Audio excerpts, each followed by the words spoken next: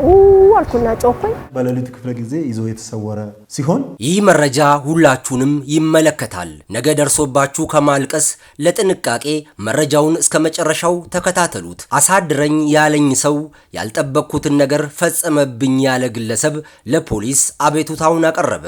ጉዳዩ ባበላው እጄ ተነከስኩ ሆኖበታል። በሌላው መረጃችን ቤት ገባ ሳይባል ድንገት መኖሪያ ቤት ውስጥ የተገኘው ግለሰብ የፈጸመው ድርጊት መነጋገሪያ ሆኗል።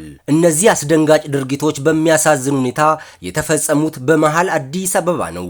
ከጥንቃቄ ጉድለትና ባለመጠርጠራቸው በዚህ መልኩ ብዙዎች ጉድ እየሆኑ ስለሆነ ጥንቃቄ አድርጉ ሲል ፖሊስ አሳስቧል። በጉዳዩ ዙሪያ ፖሊስ ያስተላለፈውን መልእክትና ስለተፈጸሙት ድርጊቶች ሙሉ መረጃውን እናደርሳችኋለን።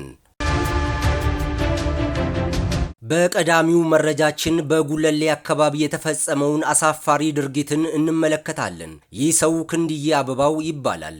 ታዲያ በአዲስ አበባ ከተማ የግል ተበዳይን ያገኘውና ማደሪያ የለኝም ለዛሬ አሳድረኝ በማለት ይለምነዋል። ግለሰቡም በሁኔታው ስላዘነ ይዞት ወደ ቤቱ ይሄዳል። መኝታ አዘጋጅቶለት የሚበላውን ነገር ሰጥቶት ተንከባክቦት ያስተኛዋል። ነገር ግን ጠዋት ላይ እንግዳው ቤት ውስጥ አልነበረም። ድንገት ሳይነግረው ተሰውሯል። ግለሰቡ ግራ ተጋብቶ ባለበት ወቅት ቤት ውስጥ አንዳች ነገር እንደተፈጸመ ይረዳል። ቻርጅ ላይ ያሳደረውን ስልክ ቦታው ላይ ያጠዋል። ክስተቱንም ወዲያው ለፖሊስ ያሳውቃል። ቻርጅ አርጎ ባለበት ተከሳሹ በሌሊት ክፍለ ጊዜ ይዞ የተሰወረ ሲሆን ላዛሪስት አካባቢ ጉለሌ ክፍለ ከተማ ላዛሪስት አካባቢ በግል ተበዳይ እጅ ከፍጅ ከነ ኤግዚቢቱ ተይዞ እኛ ጋር በመምጣት ምርመራችን አጣርተን ለክፍሉ አቃቤ ሕግ አቅርበን አቃቤ ሕጉ ክስ መሰረተ። የተከሳሽ ክንድዬ አበባውን ጉዳይ ሲመለከት የቆየው የፌዴራል የመጀመሪያ ደረጃ ፍርድ ቤት መናገሻ ምድብ ችሎት በ2 ዓመት እስራት እንዲቀጣ ወስኖበታል። መሰል ወንጀሎች በተደጋጋሚ እየተፈጸሙ ስለሆነ ሰዎችን ከመርዳታችሁና ከማመናችሁ በፊት ተገቢውን ጥንቃቄ ማድረግ አለባችሁ ሲል ፖሊስ አሳስቧል። በሁለተኛው መረጃችን በአዲስ አበባ የካ ክፍለ ከተማ አካባቢ አንድ ግለሰብ የሰው መኖሪያ ቤት ውስጥ በመግባት የፈጸመው ድርጊት በርካቶችን አስደንግጧል። ጉዳዩ አሳሳቢ በመሆኑ ጥንቃቄ ማድረግ ይኖርባቸዋል። እኚህ ብዙነሽ በቀለ የተባሉ እናት ከሄዱበት ቦታ ወደ መኖሪያ ቤታቸው ሲመለሱ ያዩትን ነገር ፈጽሞ ማመን ተሳናቸው። ቆልፈው የሄዱትን ቤት ተከፍቶ አገኙት። ወደ ውስጥ ዘልቀው ሲገቡም የፈሩት ነገር ደርሶባቸዋል። ተገንጥሎ ከኋላ ኮሞዲኖ ከኋላ ለወራይ ተጣበቀዋል አይደል? ስተገንጥሎ የለም። በቃ አልኩና ጮኩኝ። ፖሊስ ስንሄድ ቢሮ መጡ። በቃ አዩ፣ መረመሩት። ይጠይቁትም አልናገርም ማለት በስከዛ በፊትም እዚህ ሁሉ ቦታ ሳንዳረስ ተናገር ብለው ጎረቤቶቿ ጠየቁት። በፍጹም አለ አይንም ግንባር ያልኩ። በቃ አሁን በመጨረሻ ፖሊሶች ይዛችሁ ሄዱ አሉ። እዚህ መጣ።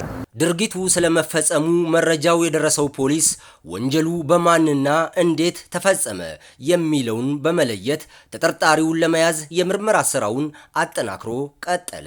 የዋጋ ግምቱ 900 ሺህ የሚገመት የእጅ ብራዝሌት የተባለ የዋጋ ግምቱ 900 ሺህ ብር፣ የጆሮ አንድ ጥንድ የዋጋ ግምቱ 240 ሺህ የሚገመት የጣት አርቲፊሻል ወርቅ መሰል ቀለበት 1000 ብር የሚገመት የአሜሪካ ዶላር 1070 የሚገመት አጠቃላይ የዋጋ ግምቱ 2,201,500 የሚገመት ንብረት ከቤቴ ውስጥ ጠፍቶብኛል ሲሉ እኛ ጋር ቀርበው በኮተቤ ፖሊስ ጣቢያ በወንጀል ምርመራ ክፍል ያመለከቱ ሲሆን ተጠርጥረዋለሁ ብሎ ቃል የሰጡ የተከሳሽና ቃል የሰጡ ሲሆን ግለሰቡንም በመያዝ በክትትል ፖሊስ የምርመራ ማጣራት ስራ ሲደረግ ግለሰቡም አምኖ ንብረቱን እንደወሰደ ወደ አስቀመጠበት ቦታ በክትትል ፖሊስ በምሪት ኮቶቤ አካባቢ ኮንቲነር ውስጥ መሳለሚያ ገብርኤል አካባቢ ኮንቲነር ውስጥ እንዳስቀመጠው በመምራት አሁን ከላይ የጠቀስኳቸው ንብረቶች የማስመለስ ስራ ተሰርቷል። መዝገብም ተደራጅቷል። በዚህ መልኩ ይገኛል። መዝገባችን እያጣራን እንገኛለን ማለት ነው። ወይዘሮ ብዙነሽ በቀለ ፖሊስ ወንጀለኛውን ለመያዝ ባከናወነው ተግባር መደሰታቸውን ገልጸው ምስጋናቸውን አቅርበዋል። ይህን ላደረጉት ለሁሉም አባላት በጣም ምስጋናዬን አቀርባለሁ። አዎ እግዚአብሔር ይስጥልኝ። ይሄ ሁሉ ጊዜ ይጠንክሩ ይበርቱ ነው የምለው። አዎ ለዚህ ስራቸው ሰው አይከፍለውም፣ ዋጋው መድኃኒዓለም ይከፍለዋል። እግዚአብሔር እድሜና ጤና ይስጥ። ከዛ በላይ ምርቃት የለም። የመኖሪያም ሆነ የንግድ ቤቶችን ቆልፎ መሄድ ብቻውን ዋስትና ሊሆን አይችልም። ወንጀል ፈጻሚዎች አስቀድመው ጥናት በማድረግ ተዘጋጅተው ስለሚመጡ ነዋሪዎች አካባቢያቸው ላይ በሰው ኃይል ተጨማሪ ጥበቃ ሊያደርጉ ይገባል ሲል ፖሊስ በመልእክቱ አሳስቧል። ተመልካቾቻችን ለአሁኑ ወደ እናንተ ያደረስናቸው መረጃዎቻችን እነዚህን ይመስላሉ። አብራችሁን ስለነበራችሁ እናመሰግናለን። በየቀኑ አዳዲስ የጥንቃቄ መረጃዎች እንዲደርሷችሁ ቻናላችንን ዛሬውኑ ሰብስክራይብ በማድረግ የሚዲያችን ቤተሰብ ይሁኑ። ይህ ዴይ ቱ ዴይ ኢትዮጵያ ነው።